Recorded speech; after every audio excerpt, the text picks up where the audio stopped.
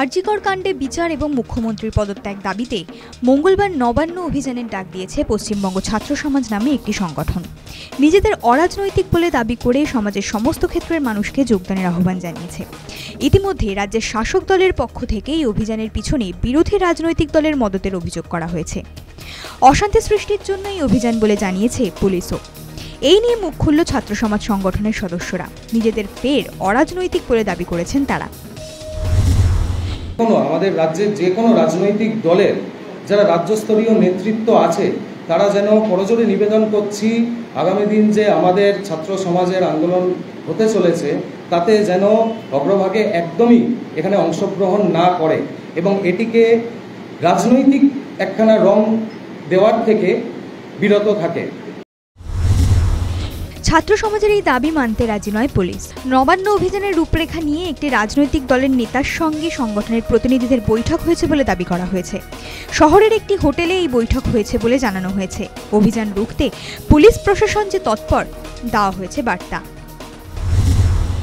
তদন্তের স্বার্থে আমরা পুরোটা প্রকাশ করব না, কিন্তু এইটুকু বলি, হোটেলটি হলো হায়াত রিজেন্সি। হোটেলটি হায়াত রিজেন্সি এবং যার কথা বলছি তার নাম আমি এখানে নিচ্ছি না।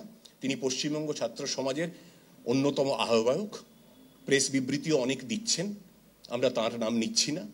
আমরা তাকে দেখছি টিভিতে, তিনি নানা রকম কথা বলছেন। তিনি গতকাল 25 তারিখ সকাল 11:25 হায়াত রিজেন্সিতে ঢুকেছেন। তার ইলেকট্রনিক এভিডেন্স ভিডিও ফুটেজ আছে। যে কোনো মানুষের যে কোনো জায়গায় যাওয়ার তো অধিকার আছেই।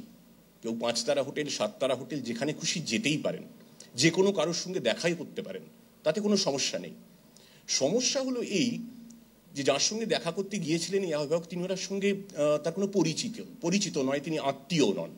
এবং ছাত্র সমাজের এই আন্দোলনের ঠিক 2 দিন আগে একজন রাজনৈতিক নেতার সঙ্গে অন্য কোথাও নয় একটু অভিজাত 5 তারা হোটেলে গোপনে দেখা করতে যাওয়াটা আমাদের একটু আশ্চর্য সমাপতন লাগছে। It's a strange coincidence.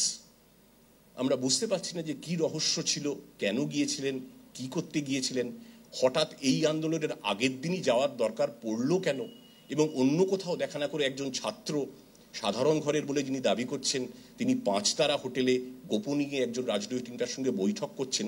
দুটোর মধ্যে কোথাও একটা যোগসূত্রের আভাস তো পাচ্ছি। যদিও পুলিশের দাবি মানতে রাজি নয় রাজ্য সরকারি কর্মীদের সংগঠন সংগ্রামী যৌথ মঞ্চ। তারা অভিযানে সামিল হবে বলে জানিয়ে দিয়েছেন। আমরা কিন্তু ছাত্র সমাজের সাথে একসাথে ডাকিনি।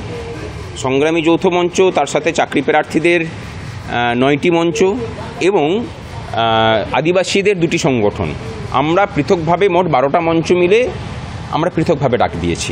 এবং সেটা আমাদের জমায়েতের স্থান হচ্ছে হাওড়া স্টেশন, ট্যাক্সি স্ট্যান্ডের ওখান থেকে ফোরশোর রোড হয়ে আমরা নবান্নতে যাব।